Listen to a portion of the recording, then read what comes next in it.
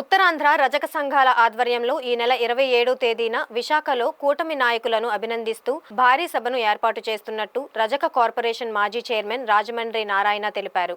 ఎన్నికలకు ముందు ఇచ్చిన అనేక పథకాలను ఆచరణలోకి తీసుకువస్తూ తమ అభ్యున్నతికి కూటమి ప్రభుత్వం కృషి చేస్తోందన్నారు. బీజేఎఫ్ ప్రెస్ క్లబ్లో జరిగిన మీడియా సమావేశంలో ఆయన మాట్లాడుతూ గత వైసీపీ ప్రభుత్వంలో రజకులను పూర్తిగా నిర్లక్ష్యం చేశారన్నారు. ఎన్నికలకు ముందు బీసీ డిక్లరేషన్లో తాము అడగకుండానే రజకులకు సముచిత స్థానం ఇచ్చారని, వాటిని తప్పక నెరవేరుస్తారని విశ్వాసం తమకుందన్నారు. అందరూ ఆశించిన విధంగా కూటమి అధికారంలోకి రావడంతో నేతలందరినీ సన్మానించుకోవడం కోసం అభినందన సభ ఏర్పాటు చేసినట్లు తెలిపారు. నా పేరు రాజమండ్రి నారాయణ అండి. మాజీ రజక్ కార్పొరేషన్ చైర్మన్గా నేను ఒక 3 సంవత్సరాలు పనిచేయడం జరిగింది. 2019లో కొత్త ప్రభుత్వం వచ్చినప్పుడు నాటి నుండి నేటి వరకు రజకులు జీవన స్థితిగతులు ఎక్కడ కూడా ఒక్క ఇంచు కూడా ముందుకు కదలలేదు. వాళ్ళ తాలూకా డోబిఘాట్లకు నిధులు ఇచ్చే విషయంలో కానీ, మరి వాళ్ళు అభివృద్ధి సంక్షేమ విషయాల్లో కానీ ఎక్కడ కూడా రజకులకి న్యాయం జరగలేదు. అదేవిధంగా వాళ్ళకున్న డోబిఘాట్ స్థలాలు కానీ, వాళ్ళకు ఎక్కడెక్కడో షెడ్లు చిన్న చిన్నవి ఎక్కడ వలస వచ్చి ఇక్కడ ప్రాంతంలో నివాసం ఉంటున్న షెడ్లు కోల్దూరం ఇవన్నీ జరిగాయి. అయితే ఆ రోజు మేమందరం కూడా ఈ కూటమి ప్రభుత్వాన్ని గెలిపిస్తే మాకు మంచి జరుగుతుందనే ఆలోచనతో మరి కూటమి ప్రభుత్వాన్ని గెలిపించడం జరిగింది.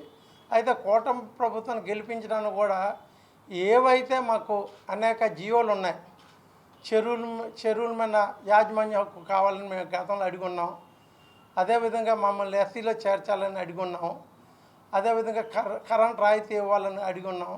అలాగే దేవాలయాల్లో ప్రముఖ దేవాలయాలు మామూలు కూడా సభ్యత్వాలు కల్పించాలని అడిగి ఉన్నాం. ఇవన్నీ కూడా లోకేష్ గారి పాదయాత్రలో అన్ని ప్రాంతాలు మా వాళ్ళు అడగడం చూసి ఎన్నికల ముందు బీసీ డిక్లరేషన్లో కూటమి ప్రభుత్వం తరఫున ప్రస్తుత ముఖ్యమంత్రి నారా చంద్రబాబు నాయుడు గారు మాకు అన్నీ కూడా మేము అడగకుండానే అన్ని హామీలు ఇవ్వడం జరిగింది. అయితే హామీలు ఇచ్చినందుకు మేము కూడా ప్రభుత్వానికి కృతజ్ఞత చెప్పాల్సి ఉంది. కాకపోతే ప్రభుత్వం తట్టుకుంటుంది. నాయకులందరూ కూడా ఇప్పుడే కొద్దిగా అందరూ కూడా ఈ లోకల్ బాడీలు కానీ ఇవన్నీ కూడా అడ్జస్ట్మెంట్లు అవుతున్నాయి. తరుణంలో మేము కూడా మరి కూటమిలో ఉన్న నాయకులందరూ కూడా ఒక అభినందన సభ పెట్టాలని మీ నాయకులందరూ కూడా చర్చించుకోవడం జరిగింది.